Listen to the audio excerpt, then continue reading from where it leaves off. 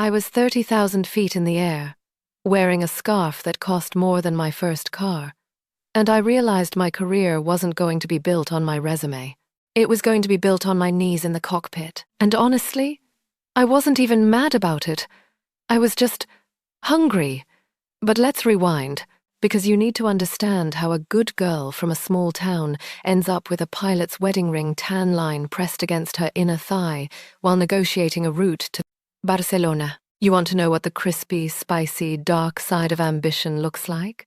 It looks like me, smiling at the passengers while my panties are literally still on the cockpit floor. It started with the schedules. Fucking schedules. You work regional for 3 years. You smell like burnt coffee and recycled farts. You get the red eye to Cleveland for the 7th time in a month. And you watch the senior crew. The ones with the good skin and the good bags. Waltz in at 10 a.m. for the Paris layover. I wanted that. I wanted it so bad I could taste the champagne. I'm not stupid. I knew the game. I just didn't think I'd get to play it with Captain Jack. That's not his real name, but it fits because he's blonde, has a jaw that could cut glass, and he flew fighter jets before he got bored and decided to fly rich people to vacation spots. He's also 47, married to a woman named Patricia, who makes sourdough starter and has the emotional intelligence of a golden retriever. Perfect target. Or perfect predator. I still don't know which one I was. The first hook wasn't even a hook. It was the Miami turn. We were delayed, the cabin was hot, and he came out to talk to us. Usually pilots are these detached gods in the front, but he leaned against the galley counter, loosened his tie, and said, "If we don't push back in 10, I'm going to start handing out tequila shots from the emergency kit." I laughed. He looked at me. Not at the other flight attendants, just me. And I felt this click, not in my heart, in my lizard brain, the part of me that knows a man with power who's looking for a distraction when I need a leg up. I wasn't nervous. I was calculating. That's the part I never admit. I didn't think, oh, he's handsome. I thought, what can he give me? 3 weeks later, we're on a Munich overnight. The hotel is nice. His room is nicer. I went up there to drop off a flight plan he'd forgotten. Bullshit. We both knew why I was there. I'm standing in his doorway, and he's got this whiskey in his hand, and he's looking at me like I'm a dessert he's been saving. He starts talking about Patricia, about how she doesn't understand the lifestyle. I'm nodding, making sympathetic eyes, but in my head I'm thinking, you're going to give me the Monday morning departure out of JFK to London, aren't you? And then he kissed me. It was wet, a little desperate, and he tasted like scotch and guilt. I let him push me against the door. I let him grope me like I was a high school girlfriend, and I whispered in his ear, "You know, I'd really love to spend more time with you, but I'm stuck on these shitty rotations. It's so hard to sync our schedules." Gaslighting 101. He just groaned and bit my neck. I knew I had him, but here's where it gets filthy, and I mean the kind of filthy that makes you want to shower after reading this. The Mile High Club isn't what you think. It's not romantic. It's logistics. It's risk management. The first time we did it in the cockpit, it wasn't during a flight. It was on the ground, after a maintenance delay. All the other crew had gone to get food. We were alone. He locked the door, and I watched him run his hand over the controls. He was nervous, but I wasn't. I was high on the audacity of it. I got on my knees right there on the anti-fatigue mat. He unbuckled his belt, and I remember thinking, this is the most expensive real estate I've ever put my mouth on. The buttons were digging into my knees. There was a checklist for engine shutdown taped to the wall by my head. And he's trying to be quiet, but he's not. He's saying, "Oh fuck, oh God," and I'm thinking about the flight schedule. I'm literally mentally calculating if this blowjob is going to get me the Barcelona route or just the Chicago one.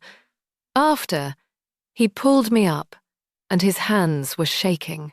He looked at me, this decorated captain, this man with the stripes on his shoulder, and he looked like a teenager who'd just stolen a car. And I said, very softly, like I was his therapist, I just want to feel special, Jack.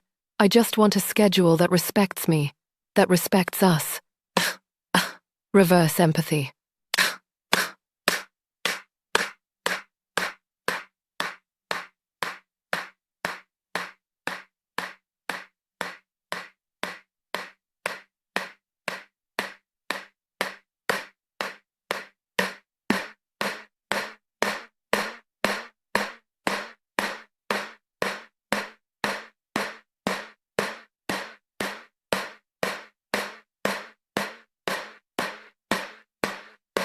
I made him think he was saving me from a mean corporate boss, when really, I was pimping my own dignity for a decent layover. The next month, I got the London route, and the Paris route, and the Barcelona route.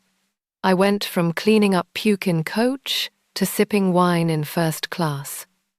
My career was taking off, and my panties were becoming a permanent fixture on the cockpit floor. You want the embarrassing part? The part that makes me wake up in a cold sweat? It's not the sex. I can compartmentalize that. It's the other times pilots, the ones who know. They know. They see me on the roster and they smirk. One of them, a guy named Dave, he saw me in the crew van and just winked. Winked. Like I was public property. That's when the shame hit. Not when I was doing it, but when I realized I'd become a stereotype. I was the friendly flight attendant, the one who gets the good trips because she puts out. I sat in my crash pad one night, looking at my credit card bill that I'd paid off with the extra per diem from the good routes, and I felt this wave of disgust. I used my body like a fucking frequent flyer-mile coupon, and the worst part?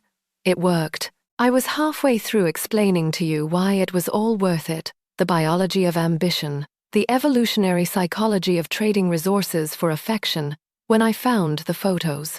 I'm not even kidding. This is where the twist comes. 3 days ago, I'm in Jack's flight bag looking for a pen, and I find a memory card. You know that feeling where your stomach just drops? I plugged it into my laptop. It wasn't pictures of me. It was pictures of times 6 other women. 6. All crew members. All with little notations on the file names. S, Miami. J, Munich. A, London. I wasn't his special girl. I wasn't even his favorite. I was just one of a fleet. And the dates went back 5 years. He didn't even give me a special schedule. He gave me the same fucking schedule he gave to all of them. I thought I was playing the game. I thought I was the shark. But I was just a fish in a tank full of other fish. All of us swimming around this fat, entitled asshole, who was probably sending the same, "My wife doesn't understand me," text to all of us simultaneously. So now, you're probably expecting me to say I reported him, that I had a moral awakening, that I put his face on a poster and got him fired. But you didn't listen to the first part of this confession, did you? I told you, my domain is the morally grey. I didn't report him. I printed out one photo, just one of him and the girl from Munich. I took it to the chief pilot's office. I sat down, crossed my legs, and told him I'd noticed some concerning fraternization in the cockpit that was creating a hostile work environment, and that I, as a concerned employee, felt I had to bring it to his attention to protect the airline's image. I didn't mention me. I didn't mention the 6 others. I just let them think I was a whistleblower. I let them think I was the one who caught him. And then, with the innocence of a fucking saint, I said, "I'm so sorry to have to be the one to bring this up. It's been so stressful. I'm considering taking some leave, but I'm worried about my schedule when I get back. I got the Barcelona route. Permanently. I got the first-class upgrade. I got a commendation for vigilance in maintaining professional standards. And Jack? He's on administrative leave. Patricia finally found out about the sourdough starter and the cheating. He's living in a studio apartment with a futon and a bottle of whiskey, wondering which of his 7 flight attendants finally dropped the dime on him. And me? I'm packing my bag for a 5-day trip to Spain. The scarf I'm wearing cost more than my first car, and I bought it with cash. What's the wisdom? What would I tell someone younger? I'd tell them that the game is rigged, but you can still cheat. I'd tell them that you can either be the chess piece or the hand that moves it, but the hand gets dirty. I'd tell them that sometimes the fastest way to the top isn't the stairs or an elevator, it's someone else's ego. And I'd tell them to never, ever leave evidence. And as for Jack, he doesn't know it was me. He's texted me 12 times in the last hour. The last one just came in. He says he's going to lose his license. He says he needs to see me. He says if he doesn't get his career back, he's going to make sure he doesn't go down alone. And he has my photo too. I can hear the elevator in my building dinging right now. He knows my floor. He knows I'm here. My hand is on the doorknob, and I can see the shadow under the door.